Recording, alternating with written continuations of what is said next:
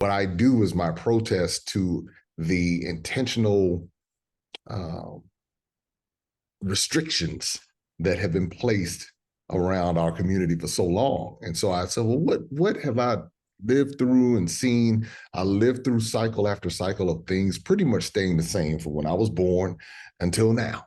So I'm looking and I'm saying, all right, I'm not going to gaslight myself and tell myself that everything is, you know, changing at this rapid pace. There have been some changes, but I'm just looking. I'm saying the results are moving pretty slow. So what is the cause of this?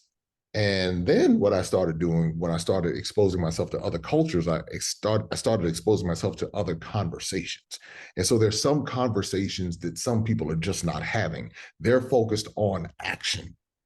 So when I say a protest, there are a lot of different ways to protest. I can protest with my words or I can protest with my actions.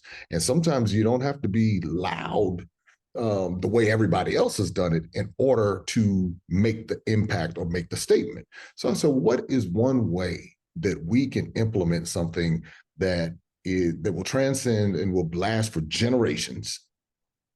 I said, if people get a chance to just see and be exposed and know that there's something larger than the same conversations that they've been having for the past 20, 30, 40, 50, 60 years, a light bulb will go off and it might spark something. And so when you talk about the transformation, Dr. Boyce, I'm looking at people say, a lady came to me today. She said, she said, I'm learning things I've never learned before. She said, I need to start thinking a little bit deeper.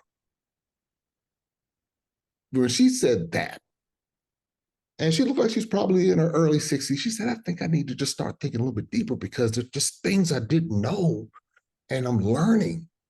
And I said, that's the goal right there. For people to be empowered within themselves. And to sometimes propaganda is designed to keep a cycle of conversations going that will never go anywhere. It's like the never ending debates. I've watched some people just debate each other and they're never going to convince each other or change each other's minds. So now all of that energy has been spent on that conversation, which amounts to everyone coming back to the same conclusion that they came to the conversation with. I said, I can't be on that gerbil wheel or hamster wheel of conversation. I need to see some actions. I need to see something tangible. And that's why, like over the past 4 years, we've taken more than 2,000 people back to the continent of Africa and beyond. So now all of these people have been impacted. All of these families have been impacted. Those who've been watching the documentaries and been following the journey, they've been impacted.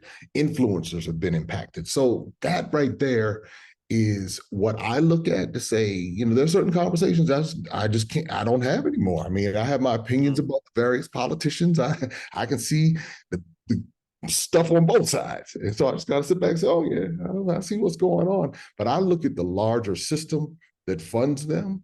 I look at the results. I go back and study historical context, and I go beyond 100 years ago. I want to go 200 years ago, 300 years ago. Take me back 500 years and help me understand why things are the way they are. What happened at the inception of this country? What was going on before this country even got started? What was happening in Haiti and in Brazil and in the islands and what we now know as Central America and other parts of South America? What was really going on the continent? Are we so different? Because sometimes we think that they were, I hear this thing all the time. I don't want to go to Africa because they sold my ancestors into slavery. I said, now, first, I said, that's one story that you have heard from who?